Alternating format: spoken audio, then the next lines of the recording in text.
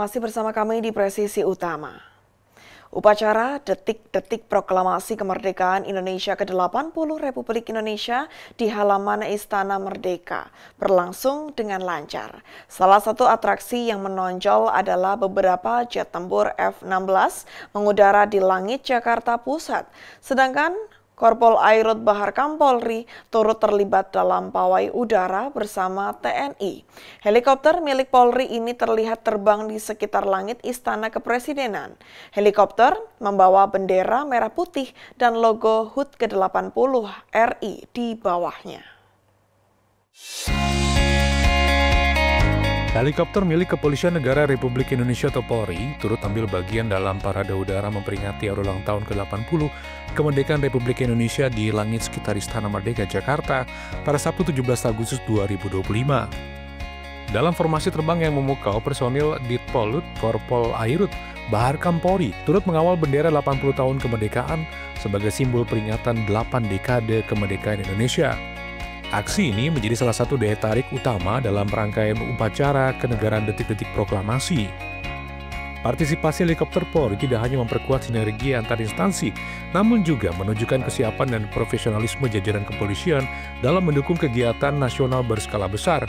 Parade udara ini mendapat sambutan meriah dari para tamu undangan, serta masyarakat yang menyaksikan langsung maupun melalui siaran televisi. Tim Liputan Polri TV.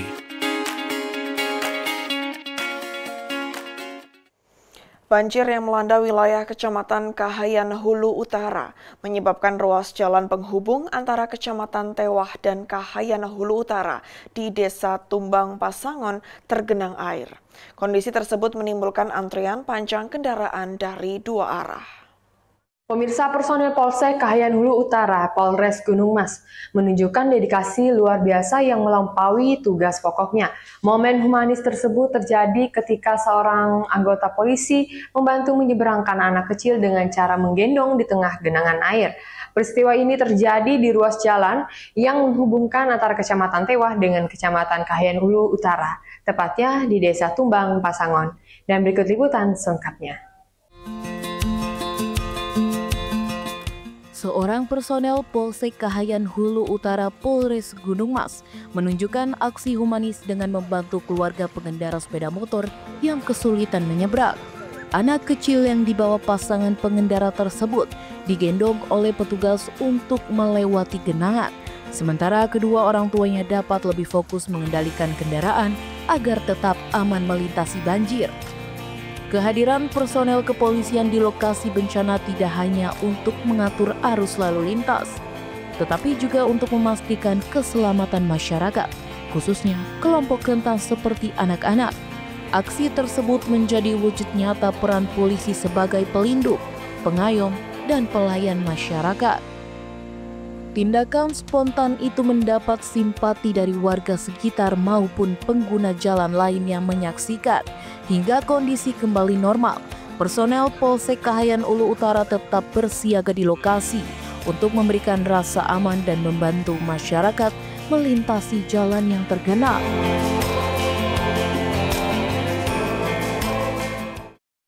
Itulah informasi yang dapat kami laporkan. Saya Bribda Polabit Humas Polda Kalimantan Tengah, pamit undur diri dan salam presisi. Polri mengerahkan personil gabungan untuk mengawal rangkaian peringatan HUT ke-80 RI pada Minggu 17 Agustus 2025. Ribuan personil itu berasal dari Polri, TNI, hingga dari pihak pemerintah Provinsi Jakarta seperti Satpol PP dan Dinas Perhubungan.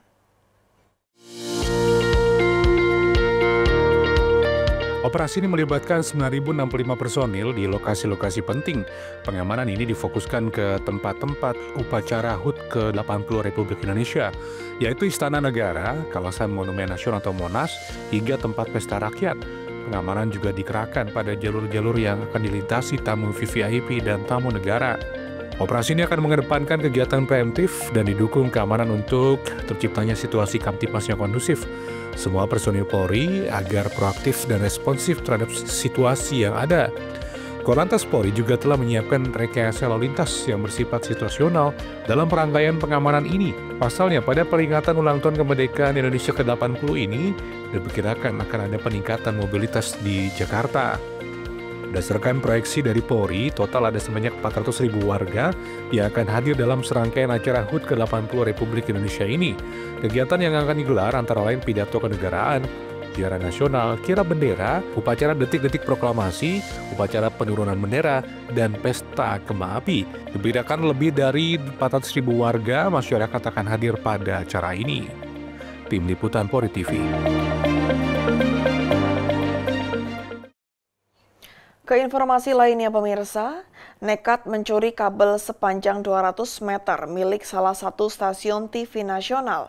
Dua pelaku spesialis pencuri kabel berhasil diringkus petugas Satuan Reserse Kriminal Polres Metro Jakarta Pusat di sebuah rumah kontrakan sempit di kawasan Gambir, Jakarta Pusat. Kabel senilai 20 juta rupiah yang akan digunakan untuk kebutuhan siaran langsung peringatan HUT RI ke-80 itu dicuri kedua pelaku di lapangan Silang Monas. Dua pelaku spesialis pencuri kabel ini tidak mampu berkutik saat diamankan aparat Satreskrim Polres Metro Jakarta Pusat di sebuah rumah kontrakan sempit di kawasan Gambir, Jakarta Pusat pada malam tadi.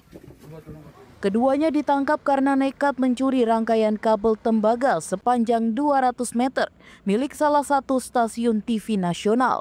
Aksi pencurian terjadi pada Kamis dini hari di mana kedua pelaku mencuri kabel milik stasiun TV yang telah disiapkan untuk kebutuhan siaran langsung peringatan HUT ke-80 kemerdekaan Republik Indonesia di lapangan Silang Monas, Jakarta Pusat. Kabel senilai 20 juta rupiah itu kemudian dibakar dan diisi kabel berupa tembaga yang dijual kepada pengepul barang bekas seharga Rp900.000. Penangkapan kedua pelaku berhasil dilakukan petugas setelah mendapati beberapa petunjuk dari lokasi kejadian. Kedua pelaku diduga merupakan spesialis pencuri kabel bawah tanah yang selama ini paling diburu oleh petugas.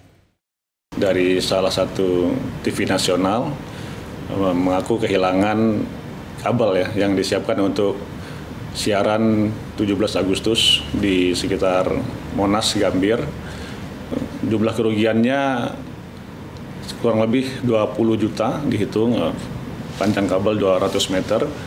Dari tim Resmob Polres Metro Jakarta Pusat berhasil mengamankan 2 orang yang diduga melakukan pencurian kabel tersebut.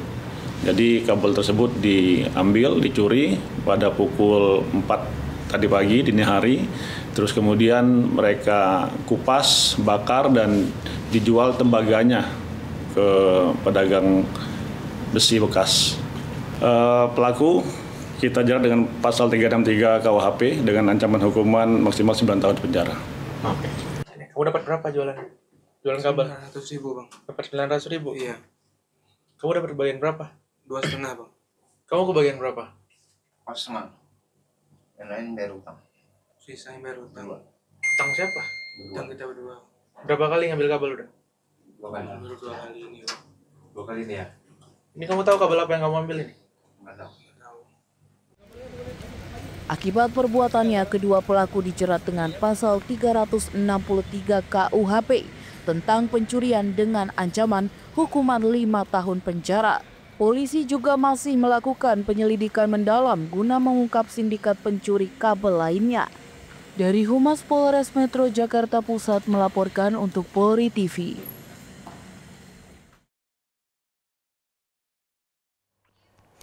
Guna membangun kesiapan ASN Polri dalam mengikuti program pendidikan pengembangan maupun peningkatan kinerja individu, SSDM Polri menggelar BIMTEK yang menghadirkan pemateri kompeten dan materi terapan. Kegiatan dilaksanakan di Hotel Grand Kemang, Jakarta Selatan dan resmi ditutup pada Jumat 15 Agustus 2025.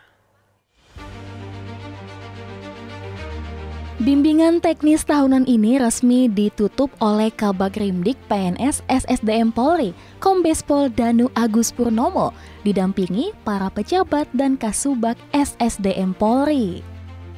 Sebanyak 198 ASN Polri mengikuti BIMTEK selama 5 hari dari 11 hingga 15 Agustus 2025 dengan format luring dan daring yang menghadirkan pembekalan materi strategis terkait seleksi Dikbang, penyusunan aksi perubahan, hingga pemanfaatan sistem e-kinerja sesuai peraturan terkini. Mulai tanggal 11 sampai dengan 15 Agustus 2025, kita melaksanakan kegiatan bimbingan teknis untuk rekan-rekan ASN Polri terkait dengan upaya kita untuk meningkatkan kemampuan ASN dalam pelaksanaan pendidikan dan pengembangan, kemudian juga menyusun aksi perubahan serta penyusunan e-kinerja bagi jabatan fungsional Polri. Dan tentunya alhamdulillah memang kegiatan tersebut memang menjadi tujuan kami untuk kami berikan kepada seluruh ASN Polri sehingga mereka bisa lebih siap dan terampil pada saat nanti pelaksanaan proses seleksi pendidikan pengembangan yang tentunya ini menjadi materi untuk manajerial mereka. Mulai dari pendidikan di tingkat PKP, PKA, PKN 2, dan insya Allah semoga ada yang sampai dengan PKN 1. Tentunya hal ini menjadi keinginan kami sehingga ASN Polri akan semakin lebih baik lagi ke depannya. Materi BIMTEK dibawakan langsung oleh praktisi dan akademisi dengan penekanan pada pemahaman aplikatif terhadap penyusunan SKP di e-kinerja serta kompetensi yang diperlukan dalam menghadapi tahapan Dikbang secara berjenjang. Ini juga didampingi juga oleh para pemateri-pemateri yang memberikan materi terkait dengan upaya untuk bisa menyusun aksi perubahan baik secara real maupun konseptual. Dan tentunya juga kita menginginkan agar seluruh ASN memahami bagaimana cara menyusun e-kinerja. Kemudian tentunya kita juga melihat dalam 5 hari kegiatan ini dari pemateri-pemateri baik dari internal maupun eksternal diberikan materi-materi yang sangat berharga. Khususnya pada awal kita mengetahui dari rekan-rekan BKN dan dari LAN, kemudian juga dari rekan-rekan kita yang lainnya disampaikan materi yang menggugah bagaimana cara kita bisa untuk mengembangkan potensi terkait dengan kompetensi dari personil yang bisa terus ditingkatkan. Melalui BIMTEK ini, SSDM Polri mendorong terbentuknya ASN yang adaptif, terukur, dan siap bertransformasi mengikuti kebijakan birokrasi modern. BIMTEK ini diharapkan menjadi momentum untuk menciptakan SDM unggul di lingkungan Polri. Dari Jakarta, Aisyah Barsya, Rizky Firmansyah, Polri TV. Polda Kalimantan Timur menggelar kegiatan pemeriksaan kesehatan berkala bagi para pejabat utama di Gedung Mahakam Polda Kaltim pada Jumat 15 Agustus 2025. Kegiatan ini merupakan bagian dari program pembinaan personil untuk memastikan kondisi kesehatan para pejabat agar tetap prima dalam mendukung pelaksanaan tugas kepolisian.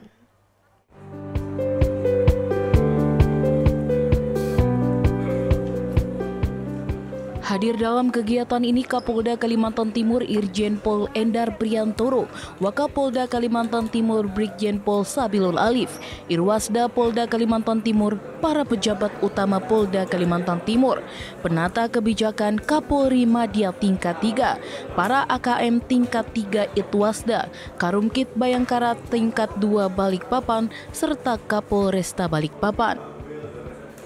Pemeriksaan kesehatan meliputi serangkaian tes fisik, pemeriksaan laboratorium, dan evaluasi kesehatan menyeluruh yang dilaksanakan oleh tenaga medis profesional. Kegiatan ini bertujuan untuk mendeteksi dini potensi gangguan kesehatan serta memastikan kesiapan fisik para pejabat dalam menjalankan tugas-tugas strategis di lingkungan Polda. Kabid Humas Polda Kalimantan Timur Kombes Pol Yulianto menekankan bahwa kesehatan merupakan faktor penting yang mendukung kinerja kepolisian, sebab dengan kondisi fisik dan mental yang prima dapat memberikan pelayanan terbaik kepada masyarakat, serta menjaga stabilitas keamanan di wilayah Kalimantan Timur. Dari Humas Polda Kalimantan Timur melaporkan untuk Polri TV.